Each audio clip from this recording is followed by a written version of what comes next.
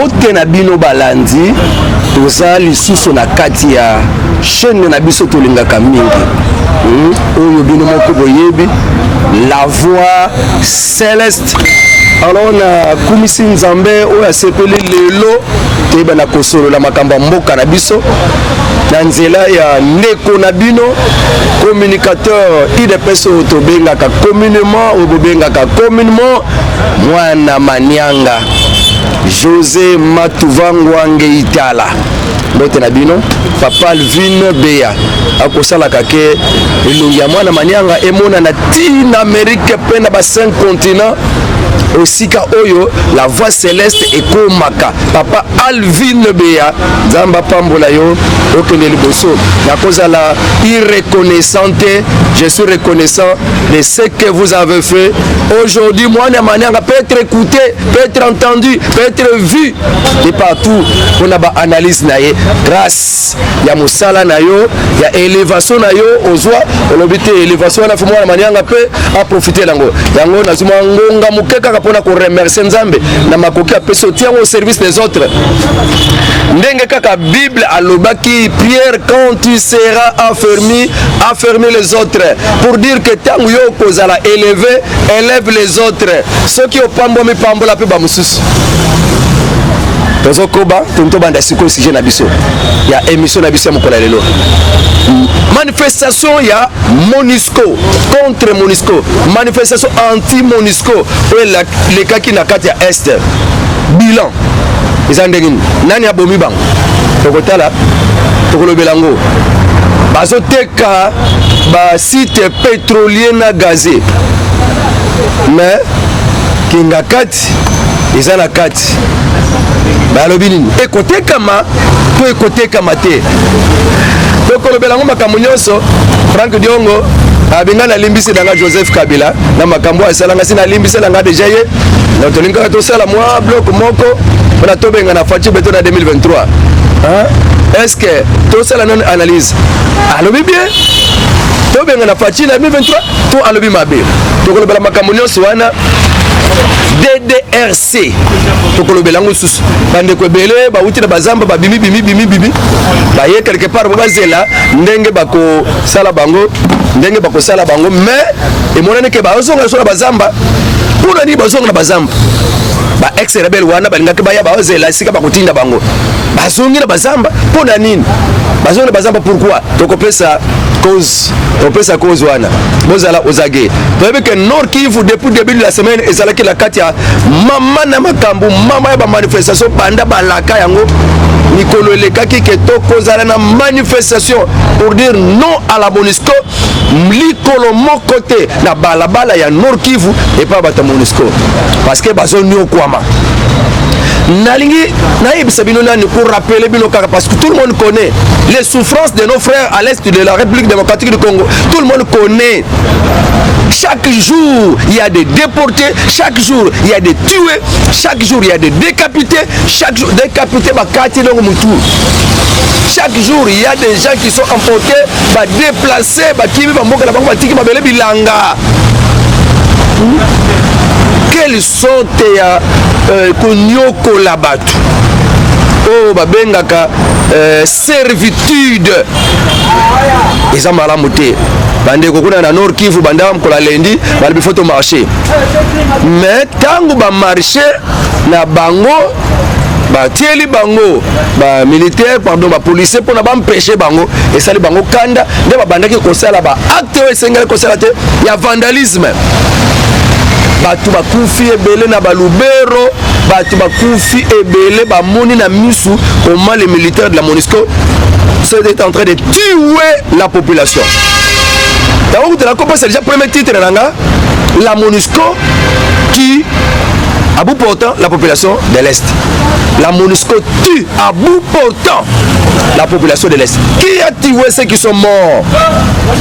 Beaucoup de morts, autres babake, beaucoup de morts. Pour la carte bambo kawana, autres koye bakuto ko imaginer te. Bakufi ebele, oh ba nombre ba ko pesa belonga la ko pesa ngote parce que bakufi na bango ebele. Ayo bakolo ba plus de 19 plus ou moins 19 morts. Nana lobi bakufi ebele. bande ko na biso déjà bakufaka bakata ngami tout mais baeko boma bango sona binduki siko bu portant tango pensali bongo na Nord Kivu asisi bakena Lubero bakena bamboka babeni. En tout cas, je sais que le peuple congolais à la kisaki siko ki mobile naye, c'était un message. Il y a président, il y a assemblée, il y a Sénat. Tant que la MONUSCO ne fait rien. Nous avons déclaré que nous sommes incapables de lutter contre M23.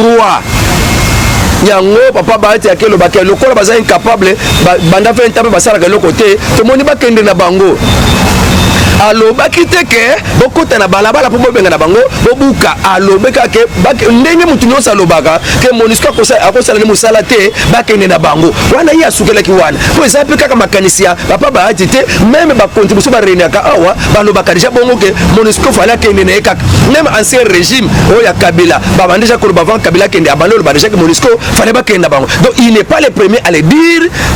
Papa Bahati que je salue en passant.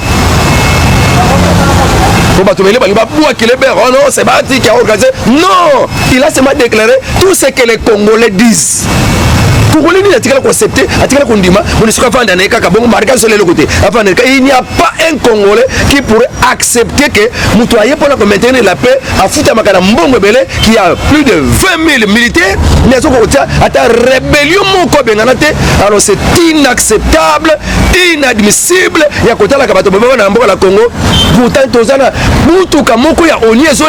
moi si na kati ya sur le rapport na Moutouaye au MONUSCO, na kati ya MONUSCO. Combien il y a abus sexuel to yoki na kata MONUSCO et tribunal mon côté tikala ko juger bango. Combien ba mutu kana bango et ça la accident ba minere na kati ba tikala ko juger bango te. Combien de ba mutu ka ba mona ba ke ko pesa ba rebelle ba teni ba masesi ba tikala ko juger ta mutu mon côté. À la vie des gens pour la kata S bazo yebisa biso bazo loba gouvernement bouche bée ba ko sala de côté. Bako se vouer à qui? Bako funda siko pa nani? Balobi pa nzambe pa moi. Balobi pa gouvernement. Ah to bazo bo mabiso.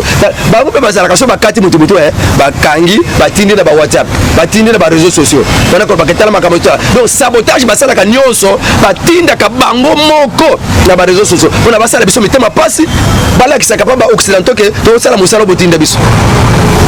Yango manifestation maki MONUSCO kende naye MONUSCO esa mboka na yo te oya pona koluka kimia bato koluka na kimia ezala kate balobi kende na yo papa problème ngo nini mboka na biso to boyi na biso yo mais ba bintu keita akoloba kaka non ya nini secrétaire général Antonio Guterres vous condamné la population congolaise ndenge ba keko massacrer ko détruire ba base oya MONUSCO vous condamné bango mais au condamné ba massacre te ba makambo o ba peuple congo bazo subir tu n'as jamais compati et tu n'as rien fait pour ça. Tu condamnes ceux qui sont tués. Tu condamnes ceux qui, les orphelins. Ils sont condamnés, bah veuve na bah veuve bazakuna. Vous les condamnez. Ndenge ba sali ndengwana. Parce que mon gars na côté na kabang. Gouvernement, soyez derrière votre population. Comme votre population est derrière vous. Prouvez na misala na bino gouvernement congolais que vous êtes derrière la population et vous n'êtes pas là pour la cause à la cima il y a MONUSCO pour le bomba batou vous n'êtes pas là pour la cause à la pour soutenir MONUSCO qui tue les gens et vous abandonnez votre population. Ça ne peut pas se faire. On a ndenge na bino pourquoi se couvrir na bino mais na mitema la bino ayez le désir de faire quelque chose. N'est président Fatia Zara pour ça. Abanga mukolo la cause à la l'aise, n'est la président bo mukolo la cause à la na conseil considéré que le président est voilà ce que je qui voilà. Et aucun est batbayebi que le président Félix Tshisekedi il se bat pour la paix dans l'est. Tango ba lukela kaima makamonyos. Na sidi kivu na Uvira batu babomi bango pour autant. Bakati singa kurana masasi pour kuraya ko tumba batu ya ko zigisa batu. Quel démon, quelle sorcellerie. Jusqu'à tel point que tout baza sur les sika kufundi la makambote. Non, bato sidi kivu, bato nord kivu, bato ituri balembi. kala mingi te bitumba ba ADF batomba kisuna kata Ituri bakomi ko boma ko benga na suba to ba moka na Ituri wana nani akolo basiko pona Antonio Guterres qu'est-ce que vous dites maintenant pour na bato Ituri balobi pona biso na Ituri to sali nanu te makaba bato goma basali mais biso esengeli kaka un mois to pesi bonito na malembe longwa kana yo wana bato Ituri balobi nde wana. Mais du moins, on a plus de 15 morts. Plus ou moins 15 morts. Na bato MONUSCO pe bakufaki quelques militaires marocains, quelques militaires sous bakufaki marocains kuna. Alors mboka moko kutu balobi ke babi misaba militaire na bango na kati ya na bosse ni mboka ngo babi misaba militaire na bango na kati ya MONUSCO babima bazong.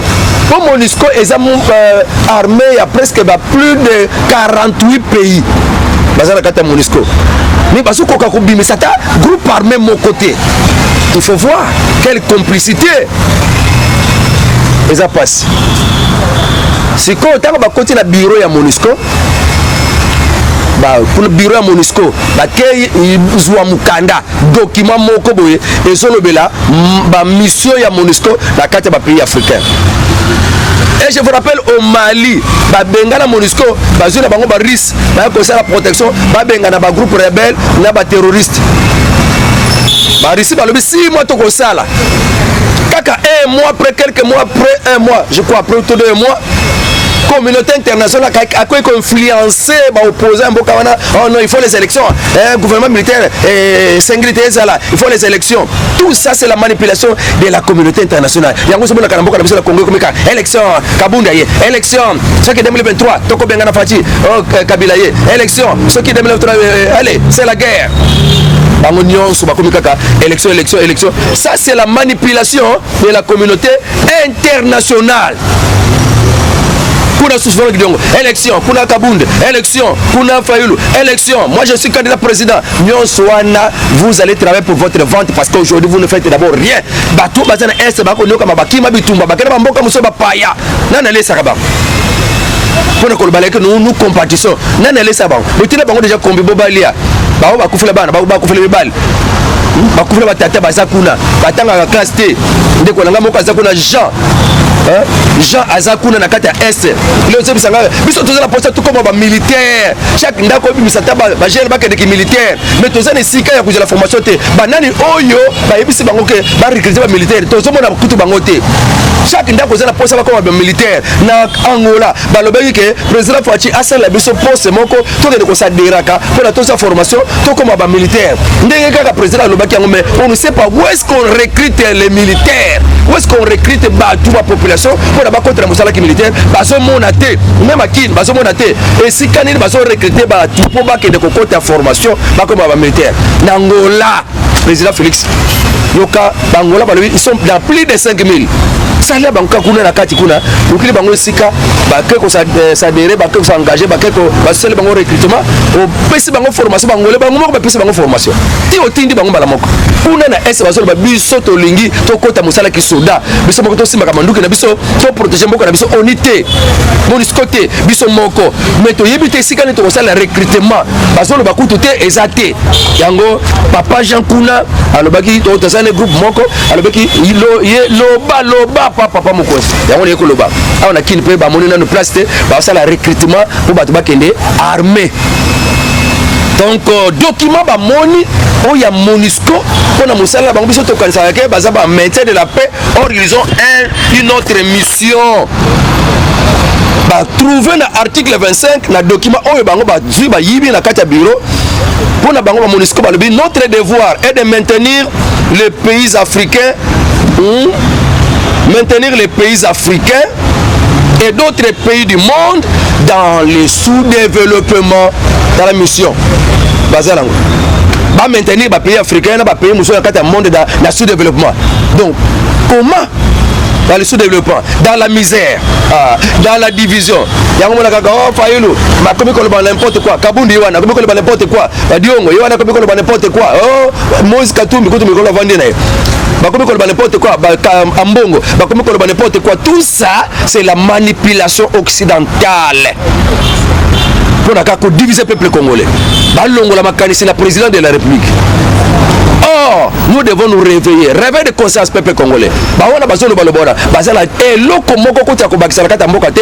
Bango besoin de la part des occidentaux pour n'abattre kapenza bien mboka. Or, que nous avons déjà un président de la République qui est sur place, à la volonté politique, soit au tiers confiance. Mboka ikoso kimia. Tala makamba lobby. Bango. Baye pour maintenir les pays africains, les pays mususu, na sous-développement, la misère, la division, la guerre, la chaos, pour bien dominer, pour bien exploiter, pour bien piller à travers les missions des Nations Unies. Parce que nous avons la mission Boye. Mission Bango, l'article 26. Notre règle d'or est la liquidation physique des leaders, des dirigeants nationalistes du tiers-monde. Donc, si vous avez un peuple, vous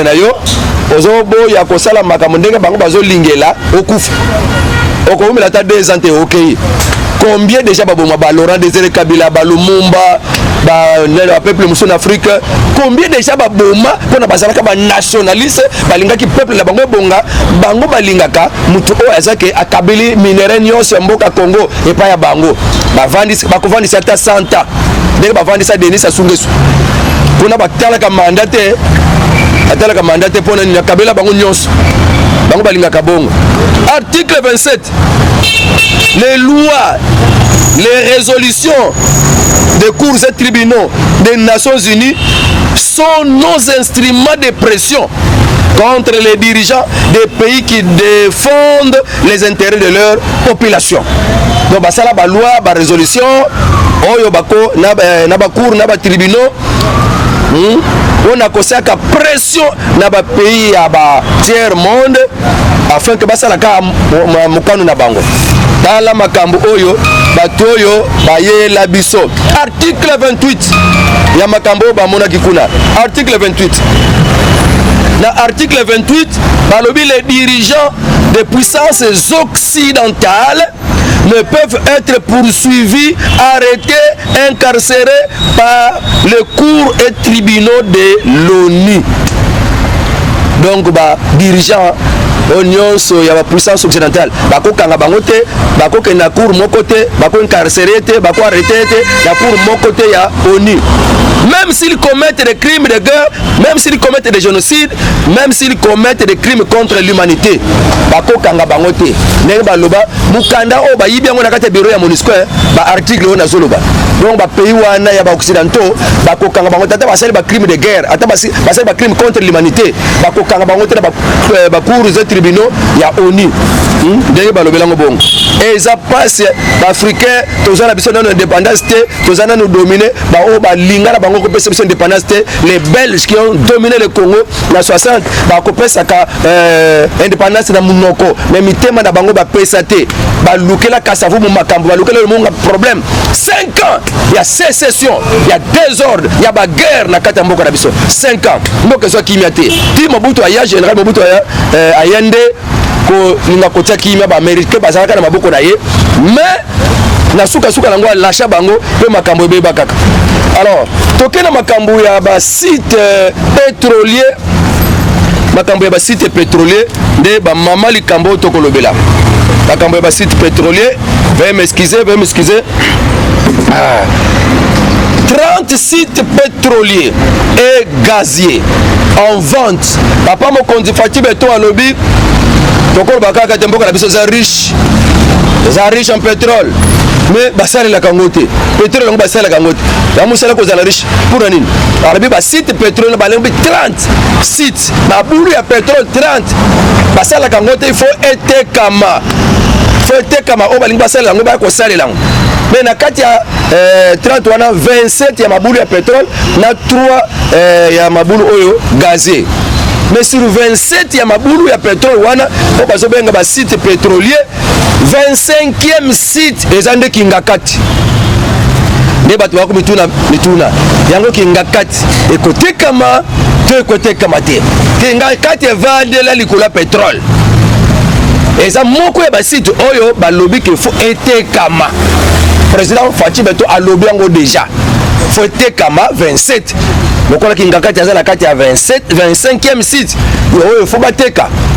batuni gouvernement Patrick Mouyaya est-ce que na ndenge makambo bimi kuna na makambo hydrocarbures c'est que kingakati pe zotekama bien non kingakati vous allez épargner on est et le politique écoutez kama pétrole ezakuna yemo kwa yeba kitanga bando tonga wana ke pétrole ezawa bo mukonza mboka mukonzi munene azana ba scientiste belé pemena ye ba yeba ki yango lokola ezala programme ke mboka na biso fo ezo mbongo parce que eko mezambongo belé eko coûter beso ba 300 milliards de dollars ceux qui ba tupenza ba preneur bazuya mboka Congo ezo mbongo président Facha le biso qui était comme mbongo wana mais comme ma développement na kata mboka ya Congo.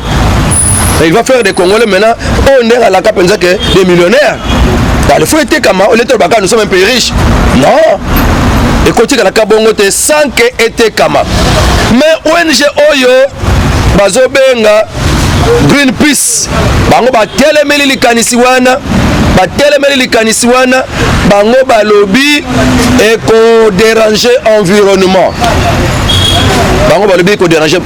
Ils craignent une catastrophe écologique selon le gouvernement. 85% des potentiels en hydrocarbures du pays restent inexploités. 85%. Il y a pas pétrole dans la Katamboka Congo. Nous va exploiter en côté. Papa mo conscience de ce que non, faut pas exploiter ngo asali mabete ezali kanisi ya malamu mboka na biso ba exploiter ba pétrole wana na ba gazier wana. Il faut pas exploiter yango. Etali kutu bisote o kinga kati. Etali bisote ezana pétrole ya batu ya mboka mabele ezala kaya leta. Soki to leto te kango lokola ya tonga pe place belé. Ya mona babuka batu ndaku kuna le kinga boa bakenda côté mususu. Na mona babuka batu bandaku ba côté yo baké côté mususu. Donc aza épargné te que soki réellement ndenge balobi que za 25e site ya ba o ba site sengeli bateka. Moi je ne vois pas de mal là-bas. Soki eza penza que richesse ya mboka eza kuna e sengeli eteka manango. Tozo kende Frank Diongo alobi bilobela po asili ko yoka bitinda ya communauté internationale o baluka kaka désordre na kata mboka ndenge na Mali bango bakolinga kateke makambo etambola bien baomona ke président Félix akolinga makapa population bango balobi photo kende na forme mususu bakenda forme baguerre population tomboki pona koleka na kobenga na MONUSCO parce qu'akosala ka musala te 20 ans passé bitumbeza kaka bamona MONUSCO na mituka na ekokabela ba rebelle minduki bango moko na est bakofundaka bamoni tomona biso moko ndenge nini bato MONUSCO akosala ka kindumba na mwasi na kata mutuka na ye donc bakosala ka ba abus sexuel bakosala ka makamunyo za bozoba batikala ko kanga mate ndre baza banani ya kata mboka na biso bozana contrat nini bozana mandat nini e bana kate yango wana peuple atomboka ki po bango nde babandeki ko nyokwama opesa tor papa baati te oye mutatala kiboye wana biso nyoto to banda ko lobaka MONUSCO fois kende.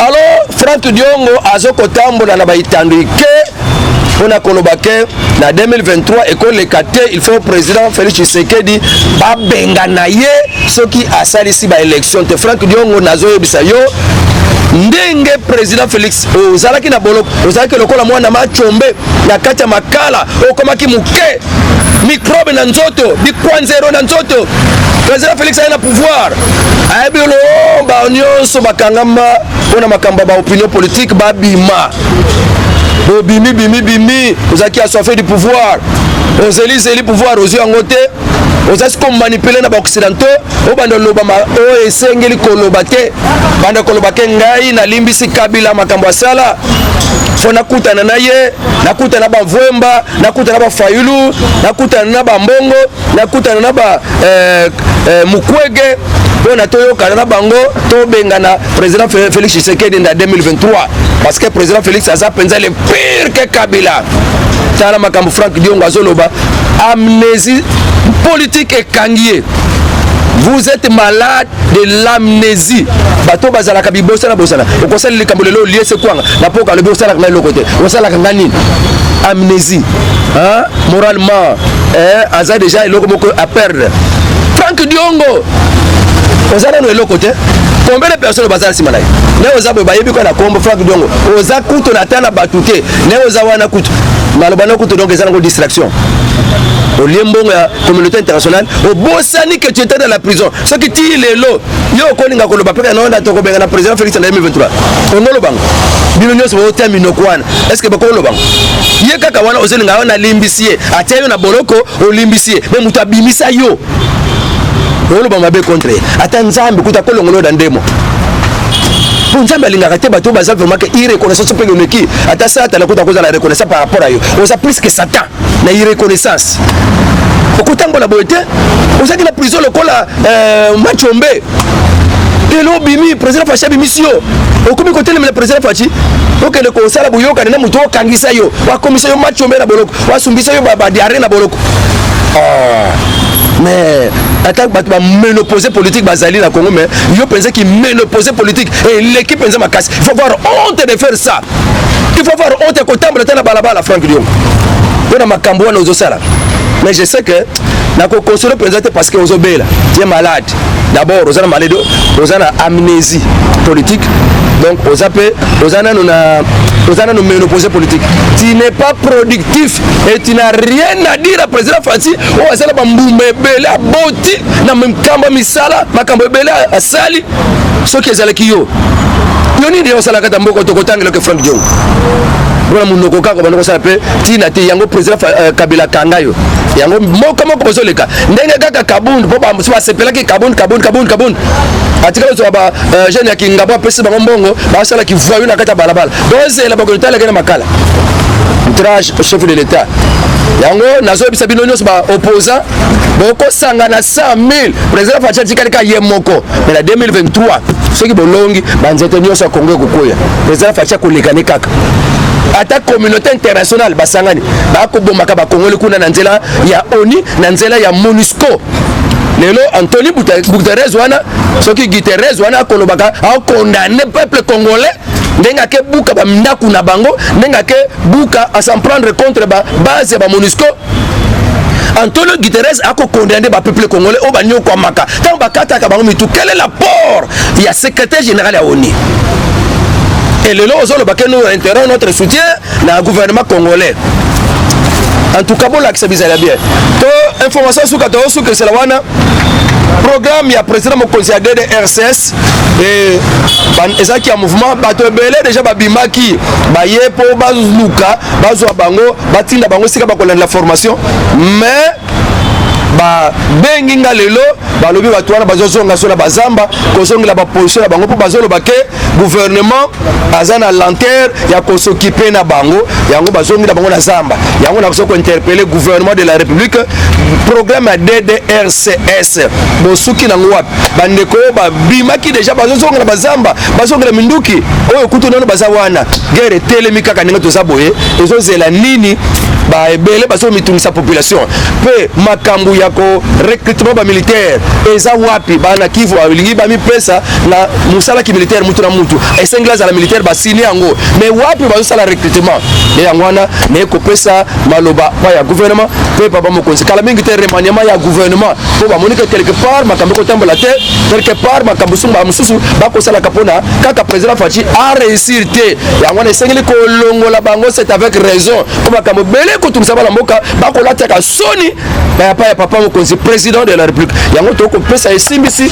papa Fachi beto pona kombola luka bato baza capable ko sala musala ba ko tombola nkita na yo ko bangelo côté soyez toujours nationaliste ata ba pacte na bango ba oni ba cinéma comme na bango menzamba za maboko na parce que c'est le temps de la délivrance du Congo ponama pona ko ya komimela Congo yo na lelo to zali boye délivrance vous êtes le Moïse du Congo je le confirme nzamba batela yo wana prière mwana manianga wana nazo sala prière wana peuple congolais sala prière wana o bakoya wana mabumu kaka bakabunda ba Franck Diongo ba Kabila batu nyonso wana bakoya pona mabumu pe bakoteka est bien utabundela est Fachi beton tika nzamba umila nzamba umisa yo mikolo bele ti mission na yeko kisama numéro de téléphone en plus de 143 951 67 35 plus de 143 951 67 35 olingo sololanga na WhatsApp benga ngai okosololanga bien kutuna mituna okotinda nga nyonso kotinda ekozala bienvenue nzamba pambola bino. Au revoir, à la fois prochaine. Écoutez, néo wana kutu malobana kutu donc ezana ko distraction. Au liembongo ya communauté internationale au bosani que tu étais dans la prison. Ce qui ti lelo yo kolinga ko loba peka na to ko benga na président Félix en 2023. Ongolo bang. Bino nyonso bo termino kwana. Est-ce que bako lo bang? Ye kaka wana ozelinga wana limbisie. Atia yo na boloko o limbisie. Mais muta bimisa yo. Ongolo bang mabe contre. Ata nzambe kuta ko longolo dandemo. Pour nzambe alingaka te bato baza vraiment que irreconnaissance pe neki. Ata ça ta la kuta ko za la reconnaissance par rapport à yo. On a plus que Satan na irreconnaissance. Okutango la boete. Osaki la prison lokola Machombe. Lelo bimi président Fachi bimisio. Okomi côté le président Fachi. OK le kosala buyoka na muto kangisa yo. Wa komisa yo Machombe na boloko. Wa sumbisa yo ba diaré na boloko. Mais attaque ba ménopause politique bazali na Congo mais yo pensez qui ménopause politique et l'équipe pense ma casse. Il faut avoir honte de faire ça. Il faut avoir honte ko tambola tana balabala Franck Lyon. On a makambo wana ozosala. Mais je sais que na ko consoler président parce que ozobela, tu es malade. D'abord, ozana malade, ozana amnésie politique. Donc ozana nous ménopause politique.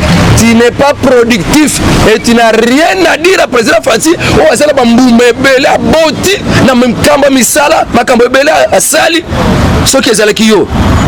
Yoni ndio sala kata mboko tokotangelo ke Franck Dion. Voilà mon nokoka ko banoko sala pe tina te yango président Kabila kangayo. Yango moko bozoleka. Ndenge kaka kabundu po ba musu asepela ki kabundu. Atikalo so ba jeune ya kingaba pesi bango mbongo ba sala ki voyou na kata balabala. Donc c'est la bakolita la kana makala. Outrage au chef de l'État. Yango nazo bisa bino nyonso ba opposant boko sanga na 100,000 président Fachi tikali ka yemoko mais la 2023 ceux qui bolongi banzete nyonso Congo kokoya président Fachi kolekane kaka ata communauté internationale basangani bako bomaka ba Congolais kuna na nzela ya ONU na nzela ya MONUSCO. Lelo Anthony Guterres wana soki Guterres wana kolobaka a condamner peuple congolais ndenga ke buka ba ndaku na bango ndenga ke buka à s'en prendre contre ba base ba MONUSCO. Antonio Guterres a condamné le peuple congolais au banyo kwa maka. Tant bakata ka bango mitu quel est l'apport? Il y a secrétaire général à ONU. Et le lot le baké nous interrompt notre soutien dans le gouvernement congolais. En tout cas bon là que ça bizarre bien. To information sur que c'est la wana programme il y a président mon conseiller de RCS et ezaki ya mouvement bato belé déjà babimaki bayepo bazuka bazwa bango batinda bango sika bakola la formation mais ba bengi nga lelo balobi bato wana bazozonga sola bazamba kozongela ba position bango po bazolo bake gouvernement azana lanter ya kosokipe na bango yango bazongela bango na zamba yango na ko interpeller gouvernement de la République programme ya DDRCS bosuki na ngwa bandeko ba bimaki déjà bazozongela bazamba bazongela minduki oyo kutu nono bazawana guerre telemi kaka ninga tozaboye ezozela nini ba ebele baso mitungisa population pe makambu yako recrutement ba militaire eza wapi bana Kivu alingi ba mi pesa na musala ki militaire mutu na mutu esengla za la militaire ba sini yango mais wapi ba sala recrutement et yangwana ne ko pesa maloba pa ya gouvernement pe papa mokonzi kala mingi te remaniement ya gouvernement po ba monika quelque part makambu ko tambola te quelque part makambu sumba mususu ba ko sala kapona kaka président Fachi a réussir te yangwana esengli ko longola bango c'est avec raison ko makambu bele ko tumsaba la mboka ba ko lataka soni ba ya papa mokonzi président de la République yango to ko pesa esimbisi papa Fachi beto pona kombola luka bato baza capable ko sala musala ba ko tombola nkita na yo ko bangelo côté soyez toujours nationaliste ata ba pacte na bango ba oni ba sinema comme na bango mais nzamba za maboko na parce que c'est le temps de la délivrance du Congo ponama pona ko ya komemela Congo yo na lelo tozali boye délivrance vous êtes le Moïse du Congo je le confirme nzamba batela yo wana prière mwana manianga wana nazo sala prière wana peuple congolais sala prière wana o bakoya wana mabumu kaka bakabunda ba Franck Diongo ba Kabila batu nyonso wana bakoya pona mabumu pe bakoteka est bien utaobundela est Fachi beton tika nzamba umila nzamba umisa yo mikolobele ti mission na yeko kisama. Numéro de téléphone nanga plus 243 951 67 35 plus 243 951 67 35. Olingo sololanga na WhatsApp benga ngai okosololanga bien kutuna mituna okotinda nga nyoso kotinda ekozala bienvenue nzamba pambo na bino. Au revoir, à la fois prochaine.